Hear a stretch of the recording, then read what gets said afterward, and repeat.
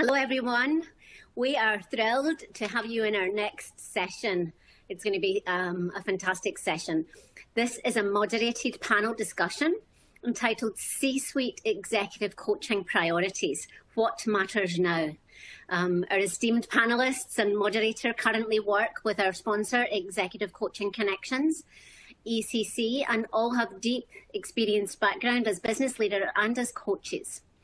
ECC is a 20-year-old women-led and certified global leadership and executive coaching firm with over 200 coaches and consultants and executive partners who are dedicated to developing great leaders, great teams, and great organizations.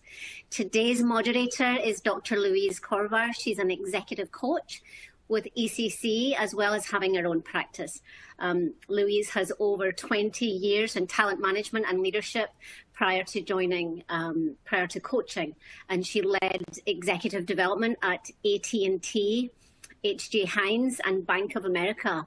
Welcome, Louise. Let me have you go ahead and take the stage and lead us through the session. Thank you very much, Audrey. It's a pleasure to be with you today.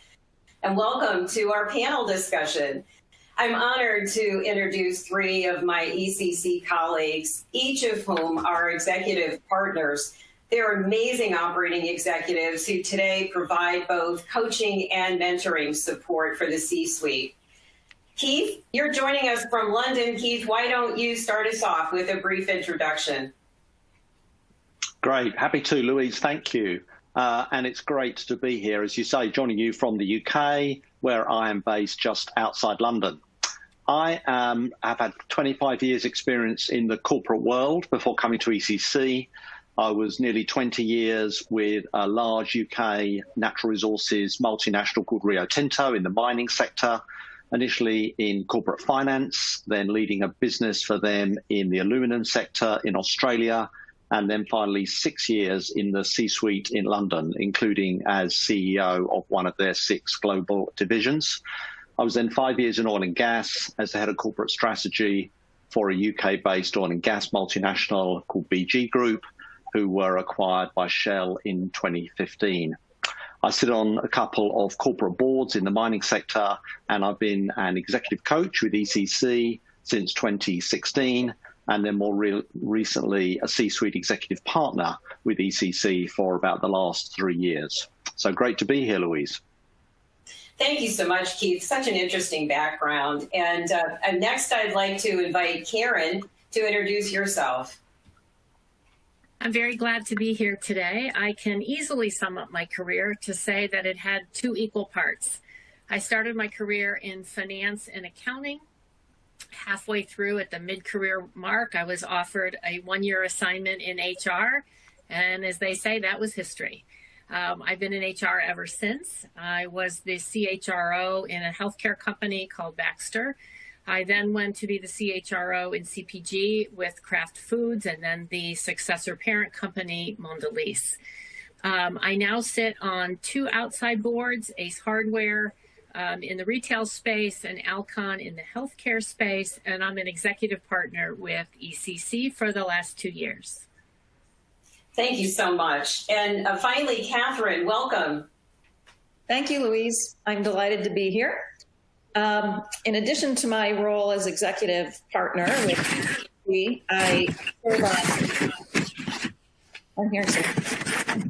I serve on 2 public boards, Concentrix and First Midwest Bancorp, 2 Blackstone-owned companies, Alike Solutions and Interior Logic Group, and then I also am on the advisory board of a mid-sized family-owned business, EA Renfro and Company. I had 3 major chapters to my career before this, which was I was a CEO of Aon Consulting Worldwide, and then Aon Hewitt Consulting Americas after we acquired Hewitt. I was an executive vice president at United Healthcare, and I was a senior partner at Deloitte. I grew up in the IT business, the IT practice, and eventually, led the financial services practice and served on the board of Deloitte. And I'm delighted to be here today. Thank you. Thank you. And it's really great to have you all here today. You bring the backgrounds that we all so much want to hear about and hear from the perspectives that you bring. what's been going on in your client organizations and how you've been able to help them. Today's leaders, as we all know, have faced unprecedented demands and pressures in this last year. There've been a lot of sleepless nights. And as a result of all the strategic changes we've been through, business models have changed significantly, and we've seen an accelerated digitalization and global and economic and political impacts that have affected broadly all industries globally. Now more than ever, senior executives need to be resilient and agile and act with both speed and clarity while being transparent in new ways to deliver success regardless of the challenges they face. So against these headwinds in this landscape, we'll explore today what matters most right now to leaders as we support and develop and accelerate C-suite leaders and their successors in 21-22. So let's kick off our panel discussion with Keith to discuss our first topic. Keith, what do you see as a key challenge for leaders today and how it's impacting coaching at the C-suite level? Thanks, Louise. I think what I'm seeing is senior leaders facing what could almost be described as two existential challenges at the same time. Firstly, there is an enormous external challenge. Senior leaders are looking out at the business landscape and they're seeing as much change in a year as they've seen in a decade. Some sectors have thrived and boomed this year, whether that's cloud or e-commerce or healthcare, and some sectors have really struggled, whether it's hospitality or bricks and mortar retail. And they're thinking, what is going to happen to the industry landscape out there? What's happening to my customers? How are their preferences changing? And at the same time, they're facing an equally existential challenge internally. They're looking inside their organizations and having to dramatically rethink teams and culture and organization and relationships. I was talking to a client just a week or two ago who said, during COVID, half my team has changed and I've never met them in my life.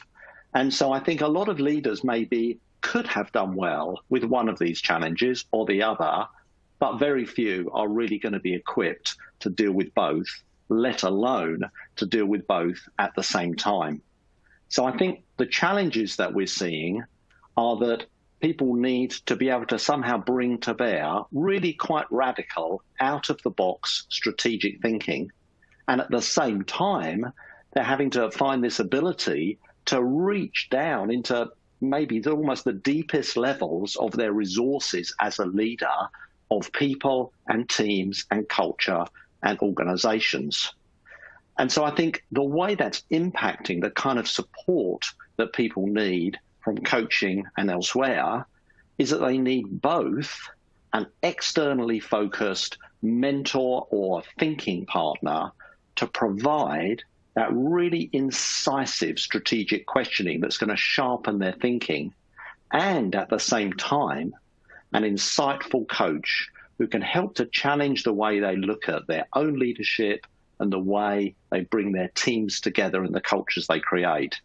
And I think, Louise, that's one of the things I love about what we bring in ECC, that we have both the coaching and also these executive partners who can get alongside people and cover both of these spaces that I think are needed so much right now.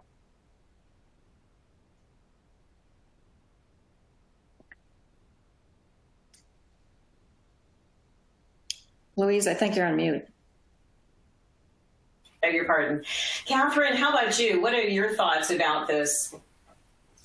Well, I agree with Keith. There are all kinds of forces coming at us externally as well as internally that are a challenge for leaders today. And I would say some common themes I'm seeing in the companies that I'm involved with, either as an executive partner or as a board member. The internal one is succession planning. So we've been talking about this for well over a decade, but the baby boomers really are retiring or thinking about retiring. And so now there's a lot of thought around how do we hand over the reins? How do we prepare the organization, not just the individual? How, if I've been in a leadership role for the last 10 years, nobody else has had that same experience. How do I get comfortable with them being ready to take this on? So how do I prepare the organization? How do I prepare the individual? And then externally, as Keith said, there's been so much disruption this year, and we've seen changes that were accelerated by the pandemic, not the least of which is digital disruption.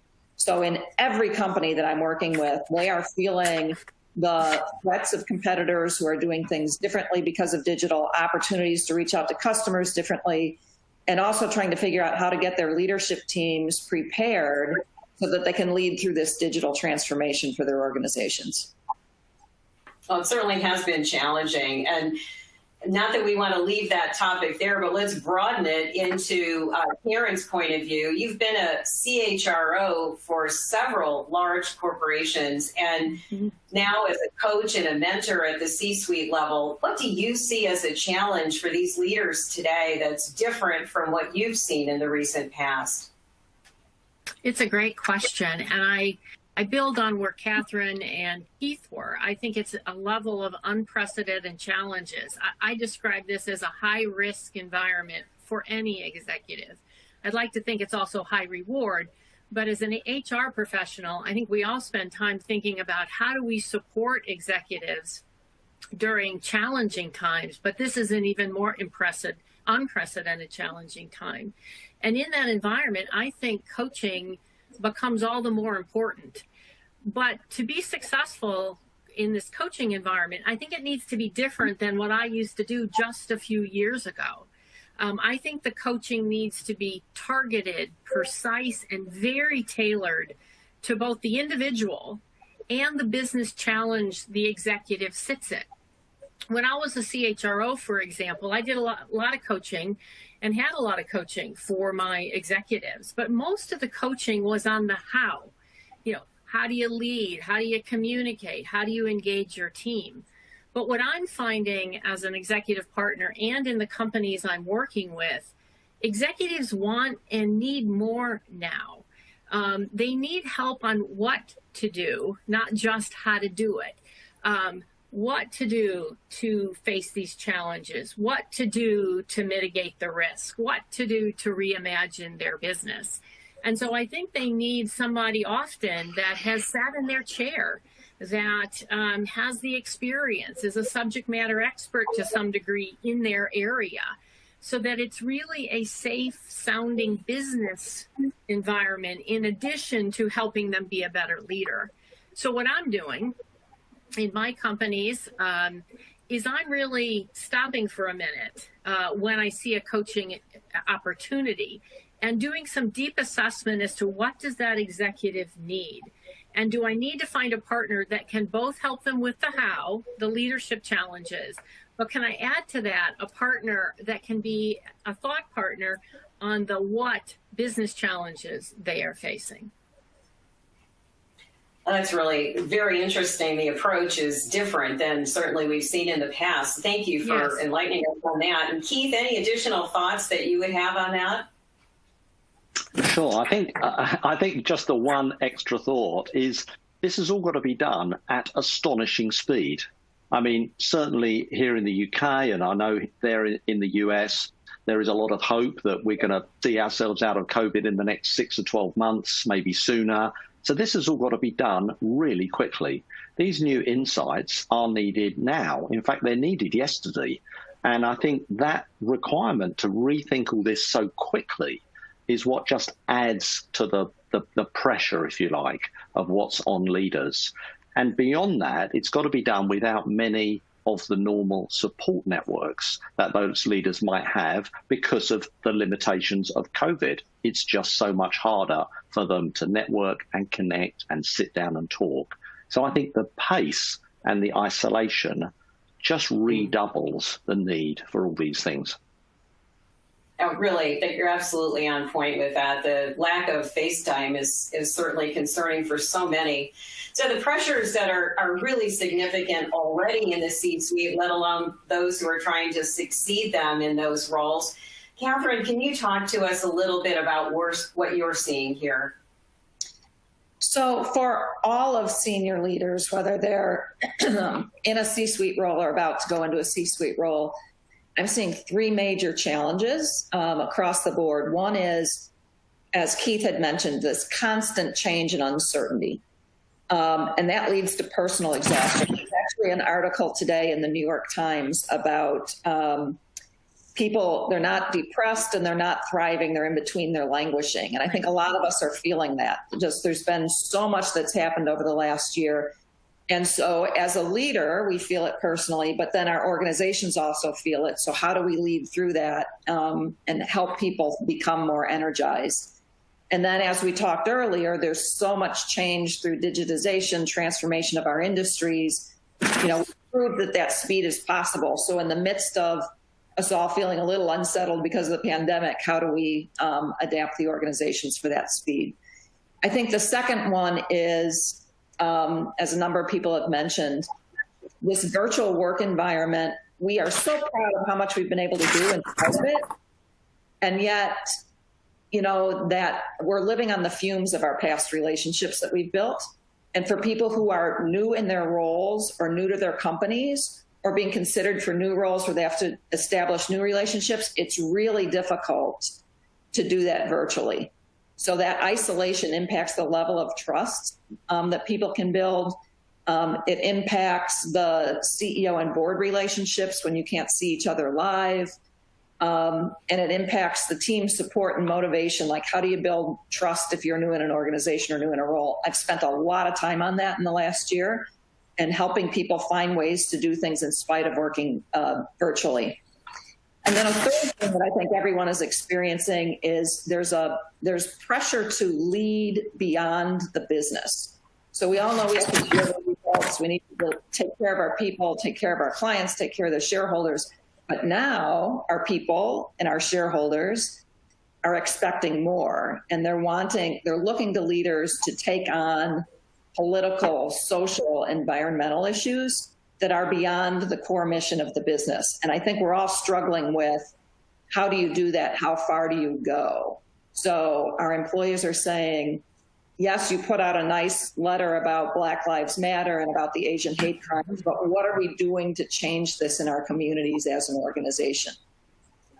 Or you have some companies that are taking steps and pulling their business out of certain states because they don't like the way they've changed the voter rights or the voting laws.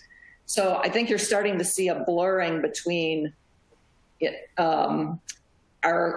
what's been traditionally our roles as a corporation and the expectations that we'll have on broader society. So that's a new change for everybody in the C-suite.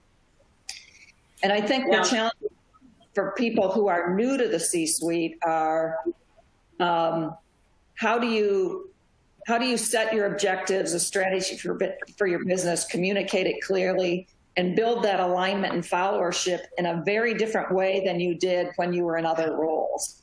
So kind of, what got you to where you are isn't going to get you to the next level. So how do you change gears there? And then in people that are preparing for the next role, we're spending a lot of time examining all of these issues for broader issues for senior leaders, but also, how do you prove you're ready to replace the incumbent, even if you don't have the same amount of experience they had?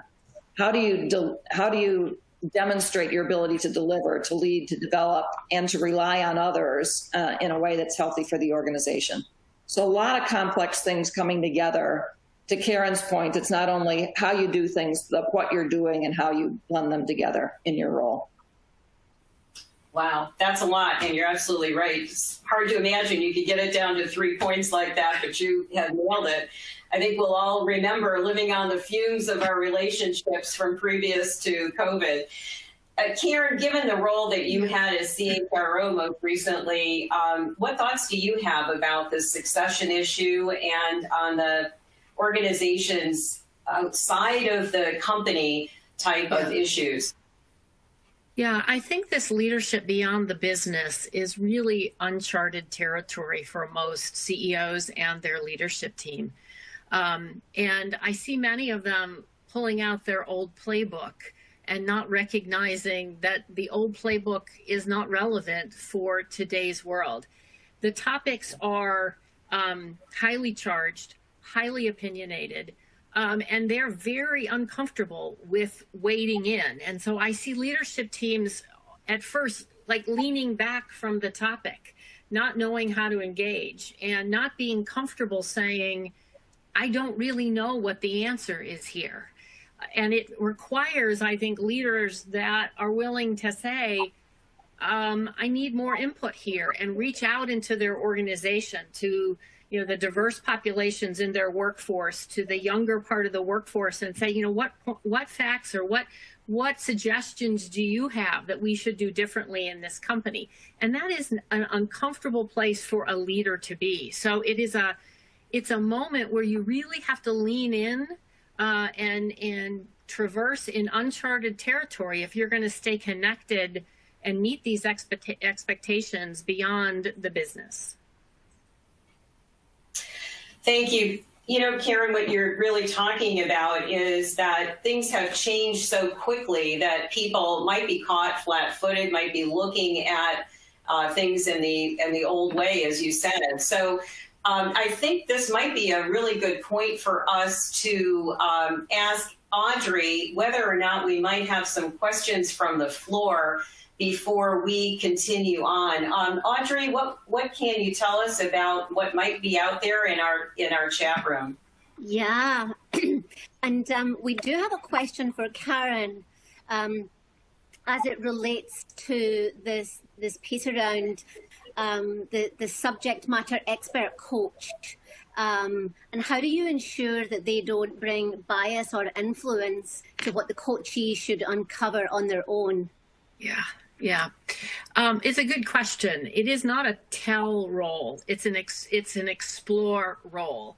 And I think you have to make sure that you find the right partner that's at the right point in their career, where they're wanting to give back, where it isn't any longer about them giving the right answer, but they're engaged with their partner to help them explore. And I think you, as part of the connection process, as a company looks for a partner and or the chemistry conversation between the individual, you really have to look for somebody who is in it for the right reason. They're in it to support the person's success, not to tell them what to do. And you have to kind of explore for that. But I think most who are in our stages of a career, that's why we're doing this work, because we want to give back and we want to support the next generation of leaders in their success. Yeah. Thank you, Karen. Sure. Louise, there was another question really around if you're not at the CEO level, but you're perhaps at that next level down, and there's not a coaching culture in the organization. How do you go about asking for support for coaching? And some organizations don't have that culture in their organization. Well, obviously, this is something that a lot of people are facing right now. Keith, how is that done, perhaps in the UK? What do you see as a primary way for people, or a path for them to be able to reach out for help? Sure. Well, it may seem like too simple an answer, but a good place to start, of course, is to ask. It maybe you don't have a coaching culture. It maybe this isn't something that's normal, that your HR team are not going to offer you. Although I'd have to say, in large corporates, I would have thought that's unusual nowadays, but that wouldn't be on the agenda. But to ask, I think the challenge for people is sometimes they feel like somehow they have to do this journey alone. There's something macho about that. And Yes. actually, now must surely be the best time in any of our careers to say, I'm on this, but I could do with some help. Can you find me someone who is a thinking partner, a coach who can come alongside me? You'd hope that most organizations were enlightened enough to at least want to go out and look for who could help them do that. If I could add to that too, I've found that in organizations where they are open about coaching, so if the CEO says, I have a coach, or I've had a coach, or other senior leaders talk about it, it makes it easier for the person to get coached because they can talk to their peers about it. It's easier to get input on things. It's easier for the coach to attend meetings with them. And it really helps the whole organization become an organization that's focused on improving everyone's performance. Yeah. Karen, other thoughts that you have on that? Yeah, I think these are the right answers. I think everyone owns their own development. And I think if you go forward with, this is what I'm trying to learn, and this is why it helps the business, I think it has to help both the person and the business. And if you sell it from a business angle, I think most companies hopefully would get behind that to ensure a better business outcome, if not just to even support the person's development. Absolutely. You know, I'm reminded that I was at this conference 12 years ago with the first company. In my experience, we were putting in an executive coaching practice, a global coaching practice, and we had just selected who was going to help us with that. Here we are, fast forward 12 years. It's a totally new business. It's a totally new set of principles for how we develop our people, and how it's gained much more importance, I think. So perhaps we do have more time, just enough for each one of our presenters on the panel to take a moment to give us just your final closing remarks. And if we could, Kathryn, could we start with you? I would just, I don't want this to sound like a plug, but I have learned so much by working with Executive Coaching Connections, and learned a lot from my clients as I've gone through the coaching process. And as we've explored what works for them and their organization and what doesn't work, and different approaches, and just appreciate the opportunity to collaborate with people and hopefully help them along on their journey. Thank you. Keith? I think my closing thoughts are just that in the environment we're in now, the things that coaches and executive partners provide, in other words, a sounding board and a safe space to explore your thinking, are needed more than ever. The pressure on people to get this right, and the sense of what might happen if I don't get it right, is as high as it's ever been. There clearly are going to be winners and losers out of this. And so I think the need for that sounding board and safe space is just more than ever. Really excellent. And it's the whole team's effort too. And Karen, you have the final say on this. What's your final thought on this topic today? I would reiterate that coaching is more important than ever. And those in the audience that are responsible for bringing coaching to your company, it's one of the more impactful levers. I just think you have to really make sure that you have a very targeted, precise, and tailored approach, because there isn't time for a slow build here. This is, a vertical rise that these executives are facing. So on point. Well, I think there's kind of one question I always want to know is what's different from the types of relationships that a CEO has with the board versus with a coach, certainly someone who has C-suite experience. And maybe we can take that offline into a chat room to continue our conversation. I want to thank you all for your time today. I want to thank each of our panelists for their preparation and ability to share their experience in this really interesting time we're living through. I'm going to pass it back to Audrey. I want to thank you again for having us with you today.